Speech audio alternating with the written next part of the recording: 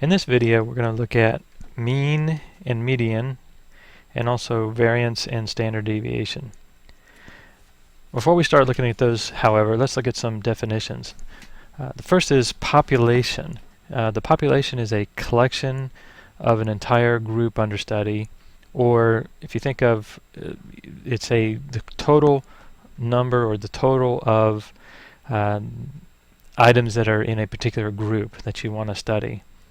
Now, a sample is a selection of items from that population, so it would generally be a smaller set of items that you take from that population, and then you would usually do the analysis on the sample as opposed to the whole population.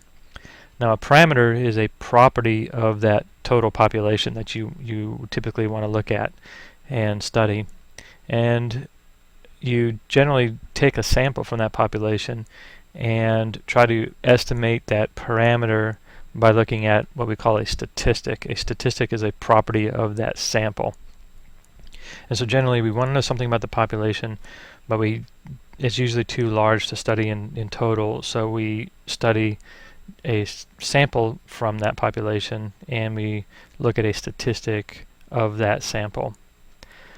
Capital N is the total number of items that are in that population that you want to study, and little n is the number of items that you take from that sample, or take as a sample from that population. Let's look at some examples or an example of what we mean by these definitions or these words. The first is population. Suppose we want to look at all the students at Oklahoma Christian University. So the population would be all those students. Right now, I'm not sure exactly what that number is. It's somewhere around 2,000. So capital N would be that 2,000 number. However, we may not want to look at all of the students, so we would take a sample from that population. And let's say the sample is the students that are in your particular course that you're taking.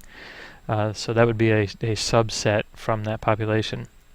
Now the parameter, let's say we want to study, is the average student height. Now we could look at the average height of all the students, but that would take a long time to collect their heights and then actually do that average or that mean.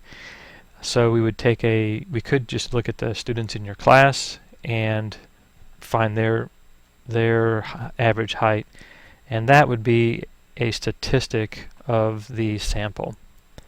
So the population set would be, let's say, these numbers x1, x2, and so on, all the way to x sub capital N.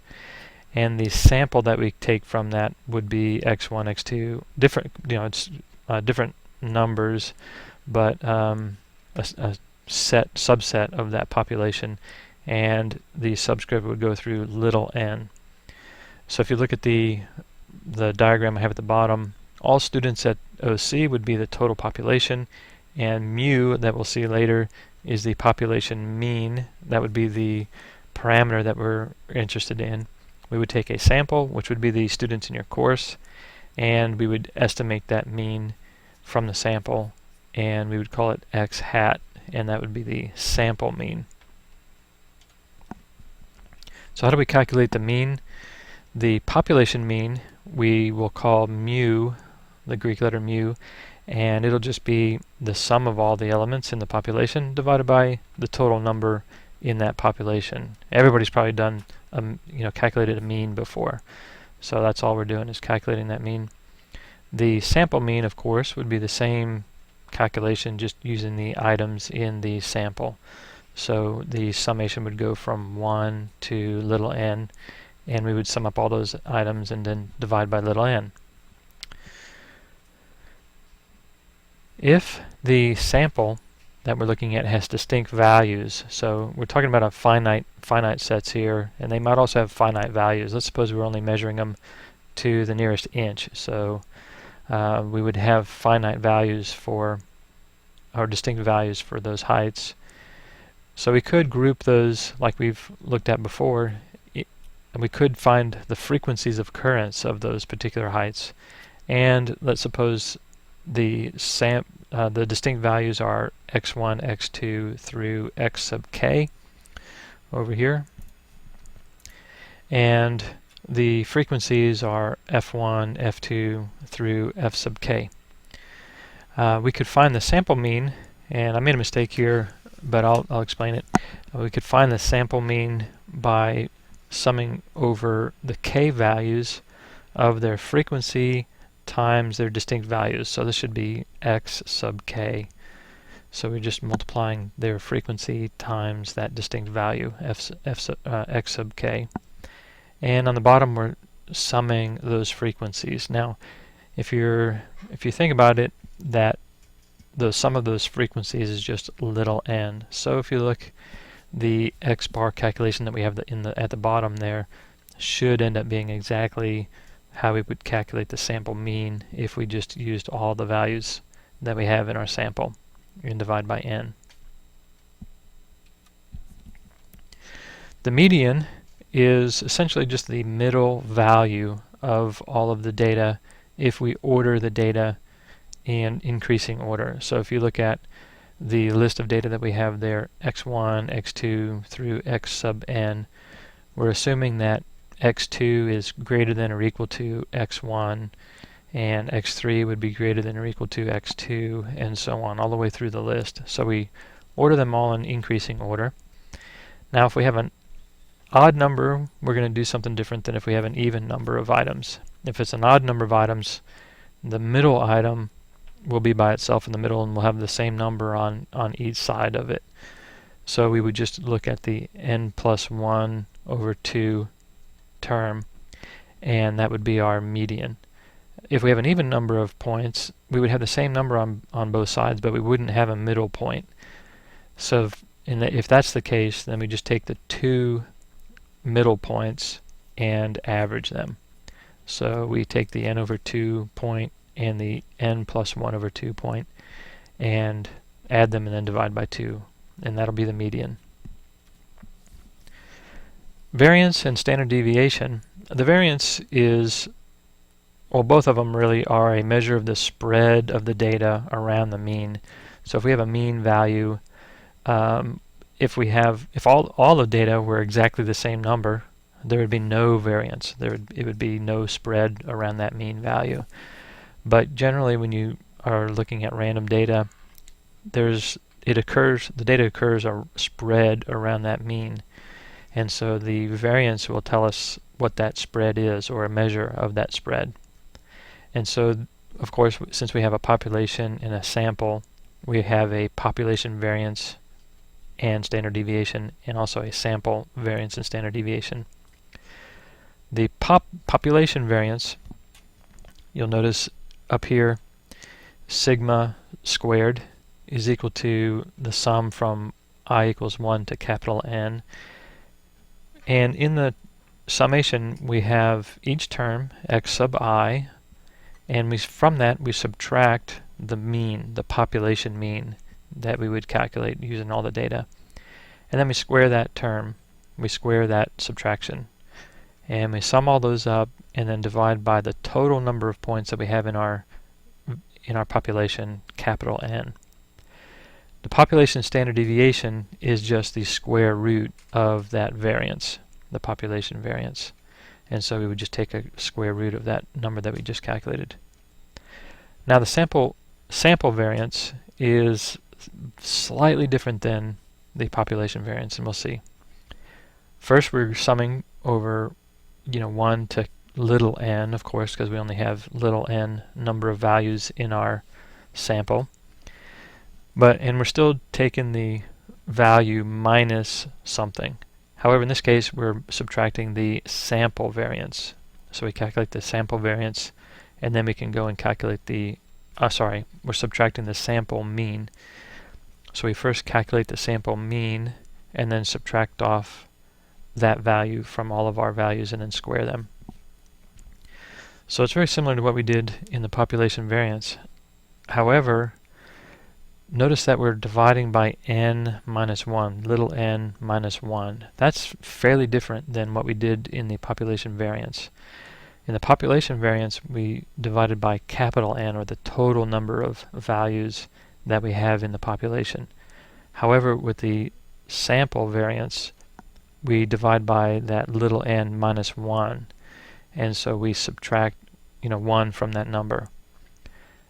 We won't talk about why we do that different at this point in time. We'll probably talk about it later and describe why we actually do that. So the sampled standard deviation, of course, is just going to be the square root of the sample variance. We could also use the frequencies to determine the frequency distribution to determine the sample variance, and I'll quickly go over this. Of course, we're doing the sample calculation, sample variance.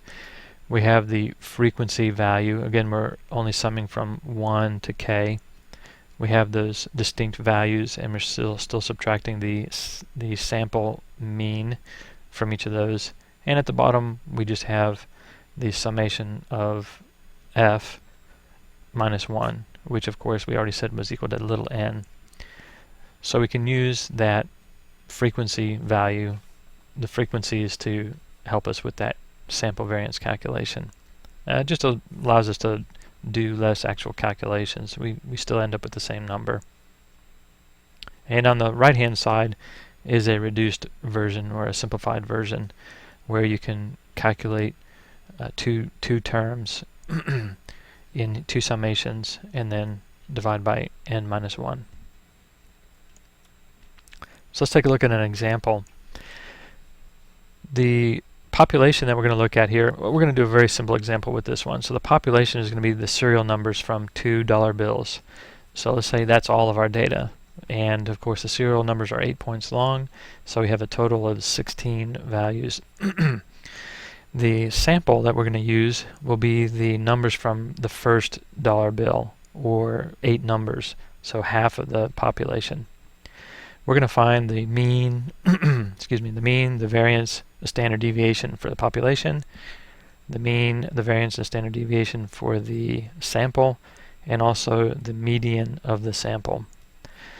So of course, to calculate the mean of the population, we just sum up all of those values, all 16 values, divide by 16, and we get 4.0625. Now from the sample, we're trying to estimate that same mean value from the population, but the sample we're only using 8 values, so we're sum up those first 8 values, or the 8 values from the sample, and then average it, and we end up with 3.375. The variance for the population, we take each value, like the first one was 7, we subtract from it the population mean, and then we square it. And then we add to that the next number, which was 1. Again, we subtract the mean, the population mean, from that and square it. And we keep on doing that all the way to the end. The last value was 1, so we have 1 minus the mean, we square that, and we divide by 16. So we get 6.434. And of course the standard deviation is just the square root of that, so we get 2.536. The sample variance, again we do the same thing, or a similar calculation. We got 7 minus, in this case it's the sample mean, so we got 3.375. We square that, we add to it the next number, 1 minus the sample mean, we square that, and we keep doing that for the 8 values that we have, the last one being 4. But in this case we divide by 7, and so in this case we get 7.125. The sample standard deviation, we just take the square root of that and we get 2.669. Now for the median, we have to order all the data for the sample, and I've done that down here. So we have 0, 0, 1, 4, 5, 5, 5, and 7. So there's 8 values there. It's an even number of points, and so the 2 middle points are this 4 and 5. And so to find the median, we just average those 2 middle points, 4 and 5, and of course the average of 4 plus 5, 4 and 5 is 4.5, and so that's the median of our sample.